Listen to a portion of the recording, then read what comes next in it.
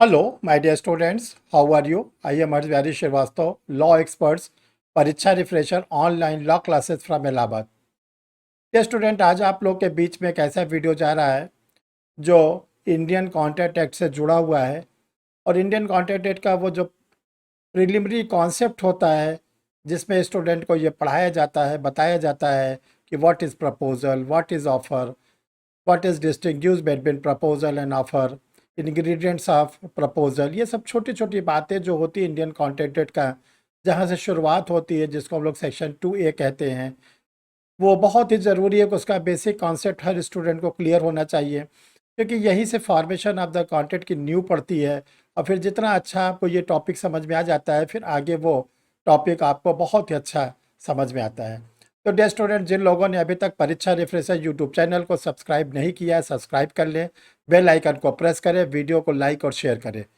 आप टेलीग्राम से भी परीक्षा रिफ्रेशर से जुड़ सकते हैं और लिंक इन डिस्क्रिप्शन व्हाट्सएप के नंबर पर दिया हुआ है। तो डियर स्टूडेंट, चलिए हम लोग आज अपने मिशन पर आते हैं।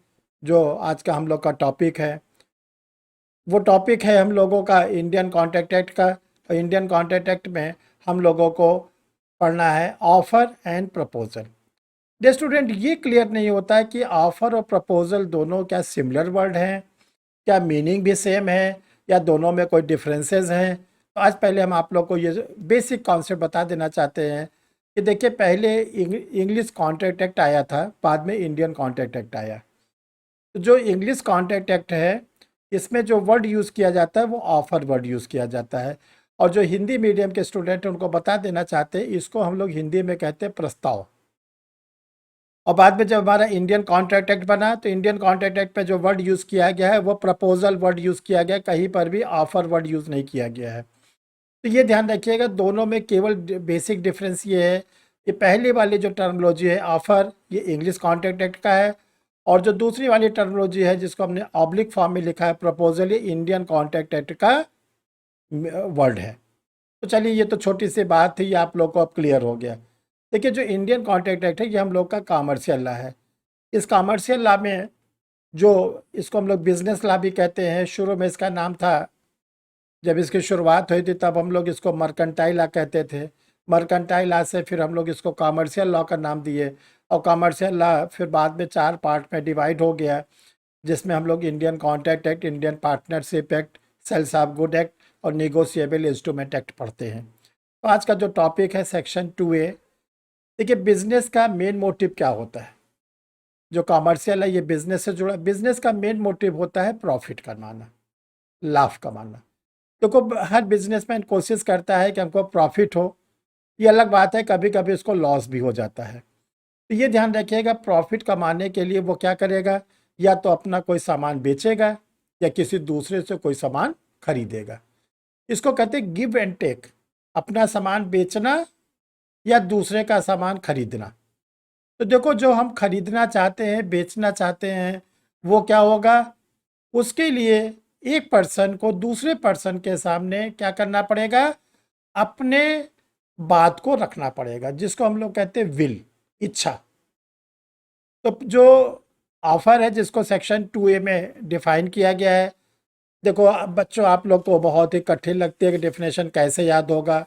अरे बहुत ईजी है, आप केवल इसको जानो तो एक पर्सन अपने विल को दूसरे के सामने रखता है। किस लिए विल रखता है, या तो उसके किसी चीज़ को खरीदेगा या इसको किसी चीज़ को बेचेगा।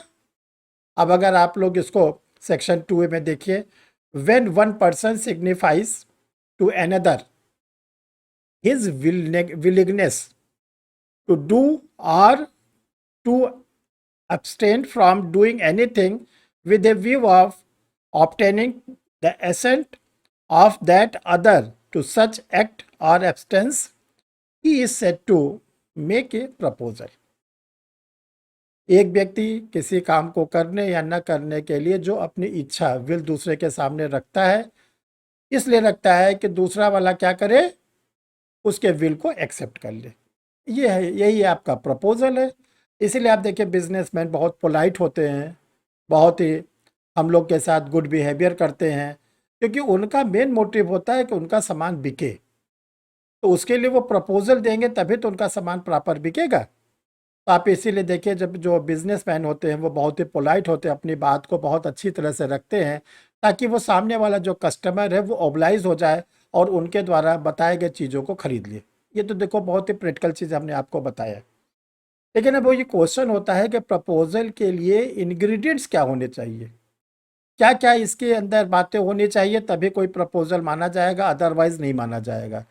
तो देखो, सबसे पहले है 2 or more पर्सन। एक प्रपोजल के लिए कम से कम 2 लोग होने चाहिए। अब यहाँ पे डियर स्टूडेंट आते हैं, अब ये 2 लोग कौन से होने चाहिए, क्योंकि आप लोग लॉ में आप लोग को पढ़ाया जाता है, बताया जाता है कि देखो, पर्सन जो होता है या तो आर्टिफिशियल होता है, नेचुरल होता है। जितने ह्यूमन है, हम लोग हैं, सब लोग के नेचुरल पर्सन है। लेकिन जो कंपनी होती है, कारपोरेट सेक्शन होता है, सब आर्टिफिशियल पर्सन है। आप लोग जिस कॉलेज में पढ़ते हैं, जिस यूनिवर्सिटी में पढ़ते हैं, वो आर्टिफिशियल पर्सन है। हॉस्पिटल आर्टिफिशियल पर्सन है। रेलवे जो होता है आर्टिफिशियल पर्सन है। पोस्टल सर्विसेज आर्टिफिशियल पर्सन है। तो यहाँ पे 2 or more पर्सन में कौन होंगे? क्या बोथ आर नेचुरल? क्या both are artificial? One natural or another artificial? तो आप ये ध्यान रखिएगा, 2 or more पर्सन में कोई भी हो सकता है। नेचुरल पर्सन के सामने भी प्रपोजल रख सकता है। राकेश ने दिनेश के सामने कोई प्रपोजल रखा। Rakesh is natural and Dinesh is also natural person. ये नेचुरल पर्सन है। आर्टिफिशियल टू आर्टिफिशियल, जैसे आप लोग देखते हैं कि जब हम लोग कभी भी ट्रेन से जर्नी करते हैं, तो ट्रेन होती है, उसमें एक कंपार्टमेंट होता है आरएमएस का। RMS, railway mail service. देखिए, रेलवे ने पोस्टल सर्विसेज से एक एग्रीमेंट किया है कि जो आपके जितनी भी पोस्टल चीज़ें होंगी, जिसको हम लोग डाक कहते हैं, वो हम ले जाएंगे। तो आरएमएस जो होता है, रेलवे मेल सर्विस, वो कंपार्टमेंट केवल होता है पोस्टल सर्विसेज का। तो पोस्ट ऑफिस क्या है? Artificial person. रेलवे क्या है? आर्टिफिशियल पर्सन है।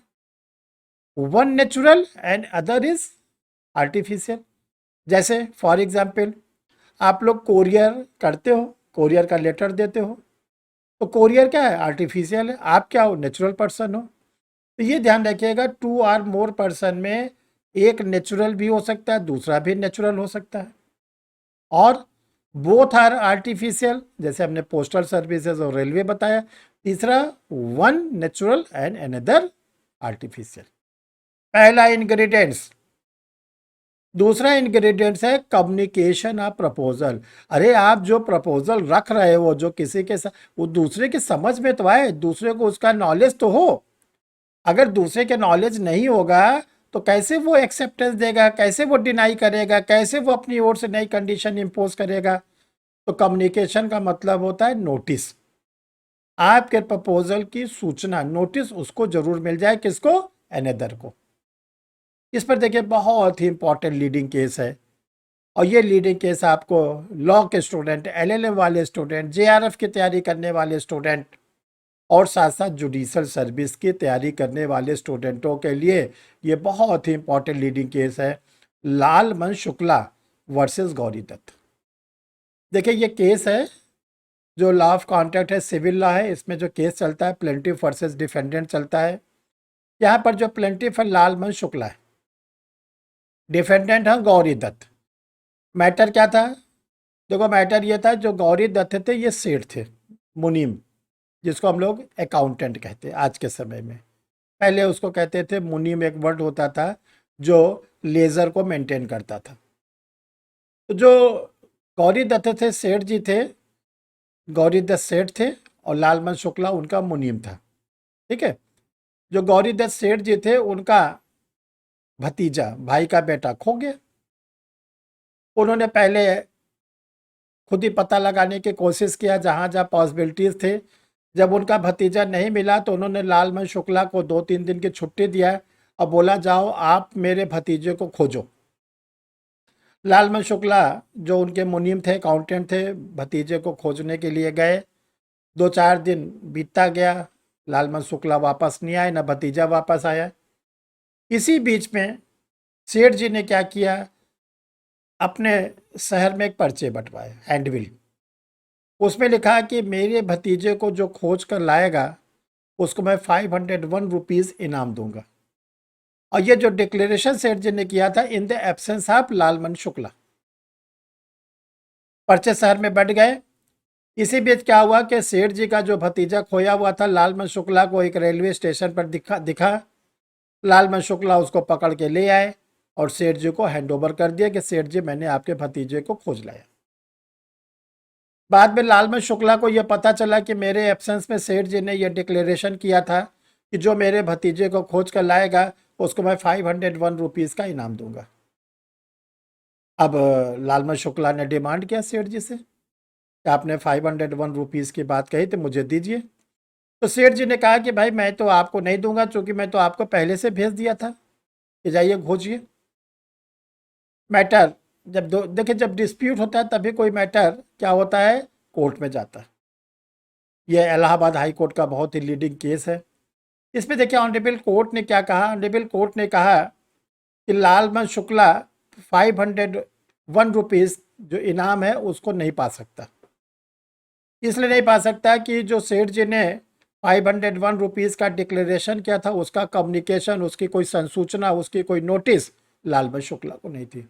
और सेठ जी ने जो ये डिक्लेरेशन किया था एब्सेंस ऑफ लालमन शुक्ला, क्योंकि लालमन शुक्ला तो पहले से एक काम के लिए डिप्यूट कर दिया गया था। तो यहाँ पर ये इस्टेब्लिश लॉ हुआ, ये लॉ डेवलप हुआ कि जब तक प्रपोजल का कम्युनिकेशन नहीं होगा तब तक दोनों पार्टीज बाउंड नहीं होंगे। इसलिए लालमन शुक्ला को किसी भी प्रकार का इनाम या डैमेजेस नहीं दिया गया। तो डियर स्टूडेंट, समझते हैं कि केस आप लोग को बहुत अच्छा लगा होगा और समझ में आया होगा। देखिए स्टूडेंट, परीक्षा रिफ्रेशर लॉ क्लासेस दोनों मोड पर क्लासेस चलती हैं, ऑफलाइन ऑनलाइन दोनों पर। जो ऑनलाइन क्लासेस है वो गूगल मीट के थ्रू चलती है और ऑफलाइन क्लास जो होती है वो पर्सनली स्टूडेंट को टीच किया जाता है। डियर स्टूडेंट, इसमें आप लोग को जुडिशरी की क्लासेस, एपीओ की क्लासेस, जो स्टूडेंट जेआरएफ की तैयारी कर रहे हैं उनकी क्लासेस और बीए एलएलबी वाले स्टूडेंटों की क्लासेस मिलती हैं। और इसके लिए 2 वर्ड नंबर आपके स्क्रीन पर शो कर रहा है।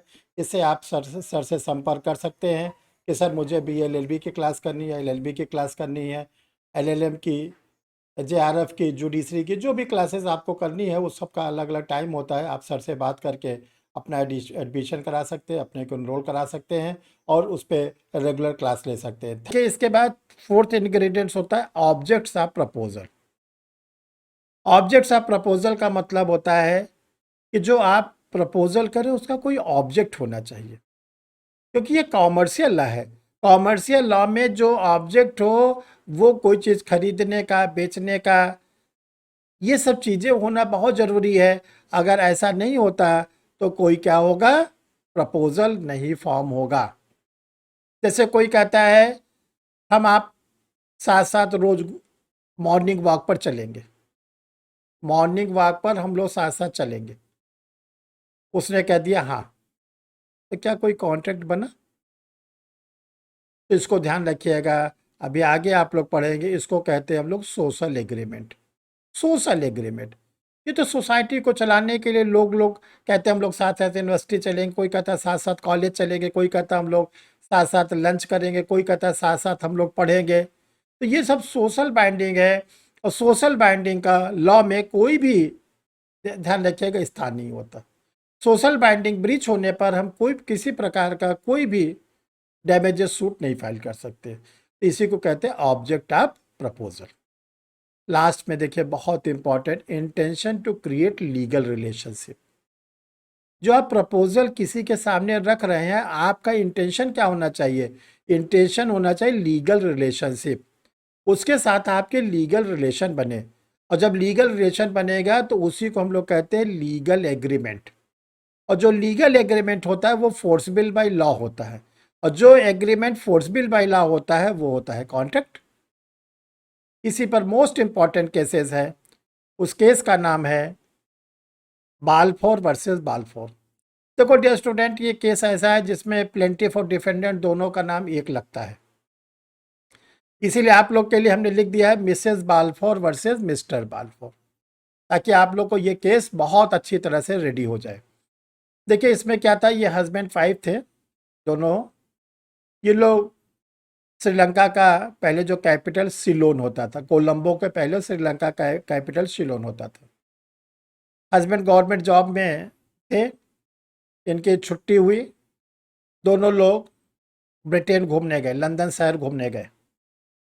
जब ये लोग अपना टूर करके वापस आने की तैयारी कर रहे थे, तभी मिसेस बाल्फोर की तबीयत खराब हो गई अचानक। मिस्टर बाल्फोर को अपनी सर्विस पर वापस लौटना था, तो हस्बैंड ने अपनी वाइफ से कहा कि आप रुक जाइए, अपना ट्रीटमेंट कराइए और मैं आपको पैसे भेजता रहूँगा, और जब आप ठीक हो जाइए तो आप भी सिलोन वापस आ जाइएगा। इसके बाद क्या हुआ, मिस्टर बाल्फोर वापस आ गए अपनी जॉब पर। कुछ दिनों तक वो पैसे भेजते रहे, बाद में मिसेस बाल्फोर ठीक होने के बाद भी अपने हस्बैंड के पास वापस नहीं गए और वही लंदन शहर में रुक गई। बाद में जब मिस्टर बाल्फोर ने उनको मेंटेनेंस नहीं भेजा, तो उन्होंने क्या किया, डिमांड किया। डिमांड न पूरी होने पर मिसेस बाल्फोर ने हाउस ऑफ लॉर्ड्स में उनके खिलाफ सूट फाइल कर दिए। कोर्ट ने ये डिसाइड किया कि आपके बीच में कोई लीगल रिलेशन तो सिर्फ था नहीं, जो सोशल बाइंडिंग थी। उन्होंने कहा था इलाज कराओ, इलाज कराने के बाद मैं पैसे देता रहूँगा, फिर आप वापस लौट आना। तो जब मिसेस बाल्फोर ठीक हो गई, तो वो क्यों रुक रही हैं फिर लंदन में? कोई लीगल रिलेशनशिप तो था नहीं, कोई उनके बीच में एग्रीमेंट ऐसा था नहीं। एग्रीमेंट ये था कि जब तक आपकी तबीयत नहीं ठीक होती तब तक आप रुकिए। जब मिसेस बाल्फोर फिट हो गई तो उनको तो अपने हस्बैंड के पास वापस जाना था। किस बात का वो डिमांड कर रही हैं? मेंटेनेंस का। हाउस ऑफ लॉर्ड ने मना कर दिया कि मिसेस बाल्फोर को किसी भी प्रकार का कोई भी मेंटेनेंस नहीं मिलेगा। तो यहाँ पे ये कहा गया है कि जब कोई आप एग्रीमेंट करिए तो इंटेंशन क्या होना है, क्रिएट टू लीगल रिलेशनशिप। अगर लीगल रिलेशनशिप नहीं है, केवल सोशल बाइंडिंग थी इस केस में। और क्या सोशल बाइंडिंग थे कि जब तक मिसेस बाल्फोर ठीक नहीं होती तब तक मिस्टर बाल्फोर उनको मेंटेनेंस देंगे, और तब तक उन्होंने दिया। आगे तो देने के लिए मिस्टर बाल्फोर बाउंड नहीं है। तो देखिए, ये आप लोग के सामने रखा गया कि जो प्रपोजल होता है और प्रपोजल के क्या इंग्रेडिएंट्स होते हैं। अगर इंग्रेडिएंट्स को हम फॉलो करते हैं तभी हमारा प्रपोजल जो होता है वो आगे प्रॉमिस और फिर इसके बाद एग्रीमेंट वगैरह के लिए आगे बढ़ता है। तो डियर स्टूडेंट, ऐसे वीडियोस आप लोग को बराबर मिलते रहेंगे। नेक्स्ट वीडियो आप लोग को जो इस पे मिलने जा रहा है, बहुत ही जल्दी मिलेगा, वो है काइंड्स ऑफ प्रपोजल। ये जो प्रपोजल होता है कितने प्रकार का होता है, किसकी एविडेंशियल वैल्यू क्या होती है, कौन सबसे अच्छा प्रपोजल माना जाता है, इस वीडियो के लिए आप लोग इंतज़ार करें, बहुत ही जल्दी आप लोग को मिलेगा। और ये जो वीडियो आप लोग देख रहे हैं इसको लाइक करिएगा, शेयर करिएगा। जो भी आप लोग के लीगल ग्रुप्स हैं उसमें ज़रूर फॉरवर्ड कर दीजिएगा, और बताइएगा कि हर्ष बिहारी सर आप लोगों के लिए इंडियन कॉन्ट्रैक्ट एक्ट पर और भी लेक्चर्स देंगे। इसी प्रकार और भी लॉ पे आप लोग को समय समय पर लेक्चर्स मिलेंगे। Thank you.